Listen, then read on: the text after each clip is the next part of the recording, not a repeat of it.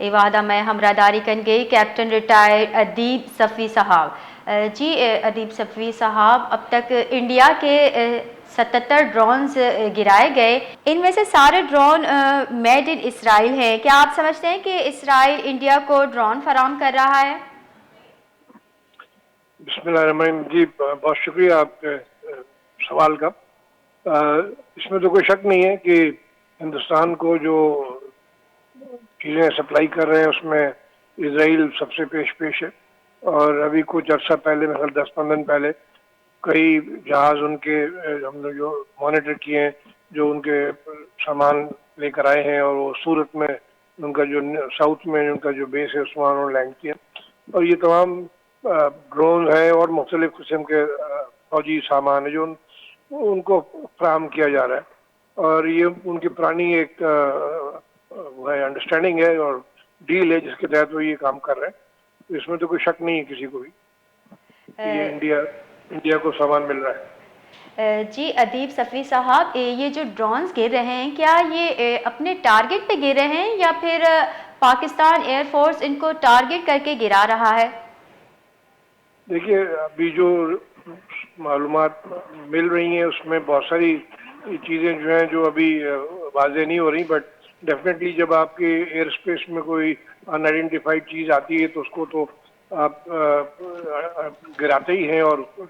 مختلف ذرائع اویلیبل ہیں، اسمال آرمز سے گر سکتے ہیں یہ، کیونکہ ڈرونز تو ایسے ہیں جو آپ بندوق سے بھی گرا سکتے ہیں، چھوٹی گنز ہیں ان سے گرا سکتے ہیں، تو بہت ساری ایسی ہوتی ہیں کہ جو وہ اپنے پورے انڈیورنس کو ختم کر دے تو خود گر پڑتے ہیں، لیکن ڈیفینیٹلی پاکستان نے جو بھی ان کے ایئر اسپیس میں یہ انٹروژنز ہوئی ہیں ان کو خاطر خواہ جواب دیا اور ان کو گرایا ہے۔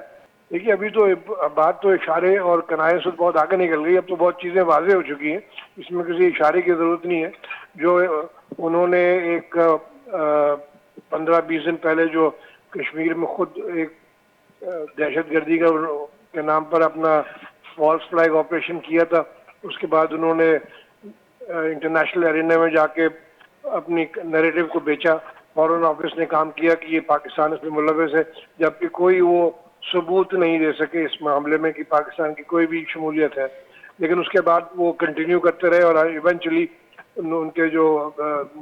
بچر آف گجرات مودی جس کو کہا جاتا ہے، وہ اس نے پھر اپنا جو اصلیت تھی وہ دکھائی ان کا، اور اپنا ایک نیریٹو بیچ کے یہ حملہ کیا، اور ظاہر بات ہے جب بھی اس طرح کا حملہ کیا جو آپ کے انٹرنیشنل باؤنڈریز کو کراس کر کے اس پر جواب دینا لازمی ہے۔ جو انڈین آکوپائڈ کشمیر میں اور لائن آف کنٹرول پہ ہو رہا ہے وہاں تو دونوں سائڈ سے آپ کے پاس یہ فلیکسیبلٹی ہے کہ آپ ایک دوسرے کو آپ اٹیک کر سکتے ہیں، لیکن انٹرنیشنل باؤنڈری لائک بھاولپور، مرید کے ان جگہوں پہ جب اٹیک کیا تو پاکستان کے پاس اور کوئی چارہ نہیں ہے، لازم ہے کہ وہ اس کا جواب دے اور صحیح ٹائم پر دے، اور اپنے ٹارگٹ چن کر صحیح وقت پر صحیح ٹائم پر ان کا جواب دے۔ خدا نخواستہ یہ اگر جنگ ہوئی تو دونوں ملکوں کو کیا کیا نقصانات اٹھانے پڑ سکتے ہیں؟ دیکھیے صاحب جنگ تو شروع ہو چکی ہے، اب یہ کہاں تک جاتی ہے یہ دیکھنے والی بات ہے۔